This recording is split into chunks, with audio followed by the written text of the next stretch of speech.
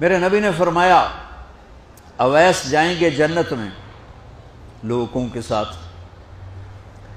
لوگ تو داخل ہو جائیں گے جنت میں اور اللہ کی طرف سے اعلان ہوگا اویس کو روک لیا جائے۔ اب جنت کے دروازے پہ پہنچ کے آیا حکم روک لیا جائے تو وہ پریشان ہو جائیں گے، کہیں گے یا اللہ مجھے کیوں روک لیا؟ سبحان اللہ تعالیٰ فرمائیں گے پیچھے مڑ کے دیکھو۔ جب وہ پیچھے دیکھیں گے تو جہنم کے لوگ کھڑے ہوں، تو اللہ تعالیٰ فرمائیں گے اویس تو نے ماں کی خدمت کر کے جو مجھے خوش کیا، آج تمہیں اس کا پروٹوکول دینا چاہتا ہوں۔ یہ جہنمی کھڑے ہیں تو انگلی کا اشارہ کرتا جا، آج تیری توفیق لاکھوں انسانوں کو جنت میں ڈالوں گا۔ پیچھے عمل کیا ہے؟ جہاد، تبلیغ، تہجد، علم، سجدے، ماں کی خدمت۔ میں گیا ہوں اویس کرنی رحمۃ اللہ علیہ کے گاؤں گیا ہوں، ان کی قوم سے ملا ہوں، قوم کے لوگوں سے ملا ہوں۔ کالے پہاڑوں میں چھوٹا سا، ابھی چھوٹا سا گاؤں ہے۔ آپ نے کہا عمر تیرے دور میں ایک شخص آئے گا جس کا نام ہوگا اویس، اور وہ قبیلہ ہوگا مراد، اور اس کی سب کاسٹ ہوگی قرن، اویس بن عامر۔ وہ آئے تو تو اور علی اس سے دعا کروانا، تو اور علی۔ ابھی تو امام علی کے میں نے واقعات آپ کو فضائل سنائے، اور عمر، میرے نبی نے کہا میرے بعد کوئی نبی ہوتا تو عمر ہوتا۔ عمر میں نے جنت میں محل دیکھا، میں نے پوچھا کس کا ہے؟ مجھے کہا گیا قریشی کا ہے۔ میں سمجھا میرا ہے، میں جانے لگا تو مجھے کہا گیا یہ تو عمر بن خطاب کا ہے۔ اور ان سے کہہ رہے ہیں اویس سے دو، اللہ کی قسم اویس جیسے کروڑوں قربان ان دونوں ہستیوں کے پسینے کے قطرے پر، لیکن امت کو سبق سکھانے کے لیے یہ سب کچھ کیا کہ آپ کل دیکھ رہے تھے آنے والے کل میں کہ میری امت ماں باپ کو دکھ پہنچائے گی، تو اس کا انتظام کر رہے تھے اس قسم کی نصیحتوں سے۔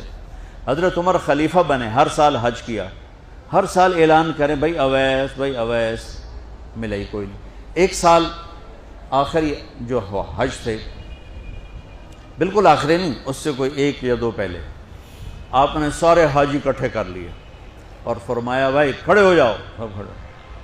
پھر فرمایا سب بیٹھ جاؤ، صرف یمن والے کھڑے رہو۔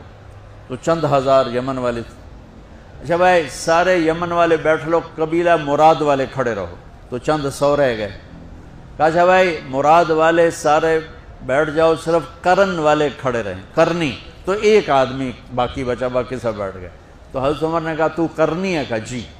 اویس کو جانتے ہو؟ کہا جی میرا سگا بھتیجا ہے، اور وہ تو تھوڑا ہلا ہوا ہے، آپ اس کو کیوں پوچھ رہے ہیں؟ تو حضرت عمر رونے لگے، کہنے لگے ہلا ہوا وہ نہیں، ہلا ہوا تو ہے۔ کدھر ہے؟ کہا جی اونٹ چرانے عرفات کی طرف گیا ہے۔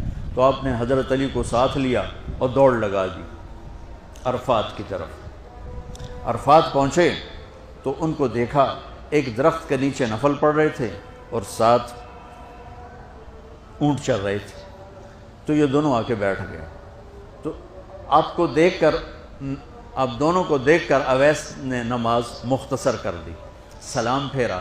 تو حضرت عمر نے فرمایا کون ہو بھائی؟ کہا جی مزدور ہوں، مزدور ہوں، تعارف نہیں کروایا، مزدور ہوں۔ ارے بھائی تمہارا نام کیا ہے؟ کہا جی اللہ کا بندہ۔ او بھائی ہم سب اللہ کے بندے ہیں، تیری ماں نے تیرا نام کیا رکھا ہے؟ اب وہ تو جانتا نہیں تھا یہ کون ہے، وہ تو پہلی دفعہ حج پہ آئے تھے۔ وہ کہنے لگے بھائی کون لوگ ہو آپ، کیوں میرا انٹرویو کر رہے ہو، کون ہو؟ یہی دے دیں، یہ کون ہو؟ اس پر حضرت علی نے فرمایا کہ اویس یہ امیر المومنین عمر ہیں اور میں علی ہوں۔ پھر ان کو کرنٹ لگا اور وہ معافی مانگنے لگے کہ میں تو آپ کو جانتا نہیں تھا، مجھے تو پتہ نہیں تھا۔ تو آپ نے فرمایا ہمارے لیے ہاتھ اٹھا کے دعا کر۔ کہ وہ کیوں؟ کہ ہمیں ہمارے نبی نے فرمایا تھا کہ یمن سے ایک آئے گا نوجوان اویس، اس نے ماں کی خدمت کر کے اللہ کو اتنا راضی کیا ہوا ہے، جب وہ ہاتھ اٹھاتا اللہ اس کے ہاتھ خالی نہیں لوٹاتا۔ یا آپ نے اس وقت حضرت عمر سے فرمایا کہ عمر اس لیے دعا کروانا کہ جب وہ یوں کرتا ہے تو اس کے ہاتھ خالی نہیں آتے۔ تو حضرت اویس کرنی رونے لگے، کہا جی میں آپ کے لیے کیسے دعا کروں؟ ہے نا، تو اللہ کے نبی نے کہا. تو اتنی بڑی ہستیوں کے لیے دعا کرنے والے چھوٹے، جن کے لیے دعا مانگ رہے ہیں بڑے، پیچھے عمل کیا ہے؟ ماں کی خدمت.